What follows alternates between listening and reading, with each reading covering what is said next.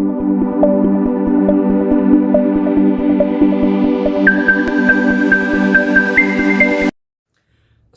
warahmatullahi wabarakatuh. Om Swastiastu, Namo Buddhaya, Rahayu Rahayu, Salam Kebajikan. Perkenalkan, nama saya Muhammad Danang Kurniawan, saya dari Prodi Administrasi Bisnis, Fakultas Ilmu Sosial dan Ilmu Politik, dan saya mahasiswa aktif dari Universitas 17 Agustus 1945 Surabaya. Di sini saya akan menjelaskan tentang apa itu hukum perdagangan internasional. Jadi secara sederhana, ini adalah kumpulan aturan yang mengatur transaksi lintas batas negara. Tujuannya itu adalah untuk menciptakan keteraturan, kepastian hukum, dan perlindungan bagi para pelaku bisnis seperti eksportir dan importir. Tanpa aturan ini, perdagangan global akan menjadi hutan rimba, di mana negara kuat itu bisa bersewenang-wenang terhadap negara berkembang seperti negara kita ini. Ada beberapa pilar utama World Trade Organization atau WTO. Pertama-tama saya akan menjelaskan tentang WTO. Jadi WTO adalah wasit utama dalam perdagangan dunia. Ada beberapa prinsip emas yang mereka jaga agar ekonomi global bisa tetap sehat. Yang pertama ada Most Favored Nation, yaitu kita tidak boleh beli kasih. Jika kita memberikan keuntungan perdagangan seperti penurunan tarif kepada suatu negara, itu kita harus memberikan kepada seluruh negara WTO lainnya. Selanjutnya ada national treatment, yaitu produk impor itu tidak boleh dianaktirikan. Jadi begitu barang masuk ke pasar domestik, perlakuannya itu harus tetap sama dengan barang buatan lokal.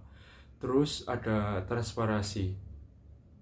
Aturan dagang sebuah negara itu harus jelas dan semuanya itu harus bisa diakses di publik. Ada elemen penting dalam kontrak bisnis.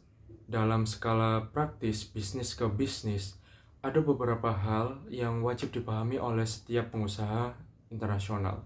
Yang pertama itu ada Incoterms, yaitu International Commercial Terms. Ini adalah bahasa gaul resmi untuk pengiriman barang. Contohnya itu ada FOB atau Free on Board. Jadi penjual itu harus bertanggung jawab sampai barang naik ke kapal. Terus ada CIF, yaitu Cost, Insurance, and Freight, yaitu penjual harus menanggung biaya seperti asuransi dan ongkos kirim sampai ke pelabuhan tujuan. Selanjutnya itu ada metode pembayaran.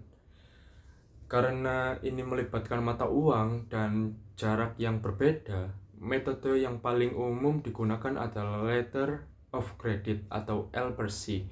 Jadi, bank bertindak sebagai penjamin bahwa pembayaran akan cair apabila dokumen pengirim itu sudah lengkap. Selanjutnya itu ada penyelesaian sengketa. Jika terjadi suatu masalah, pengusaha biasanya menghindari pengadilan nasional. Mengapa? Karena itu memakan banyak waktu dan menghabiskan biaya yang cukup mahal. Jadi mereka itu lebih memilih arbitrase internasional, di mana pihak ketiga yang netral itu akan memberikan keputusan yang mengikat. Selanjutnya itu hambatan dalam perdagangan. Hukum ini juga mengatur bagaimana negara boleh membela diri melalui tarif, pajak untuk barang masuk, terus ada non-tarif seperti kuota atau standar kualitas, SPS atau TBT yang cukup ketat, terus ada anti-dumping, yaitu aturan untuk menghukum perusahaan asing yang menjual barang di bawah harga pasaran hanya untuk merusak kompetisi lokal. Mengapa ini penting bagi kita, teman-teman? Karena memahami hukum perdagangan internasional itu bukan hanya soal menghafal pasal, tapi soal peluang.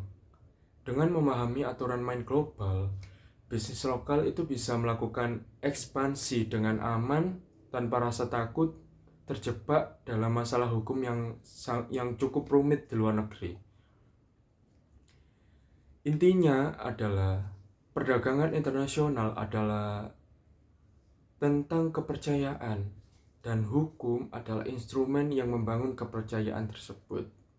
Sekian yang dapat saya sampaikan. Mohon maaf kalau misal ada salah kata. Kamsya. Wassalamualaikum warahmatullahi wabarakatuh. Salam.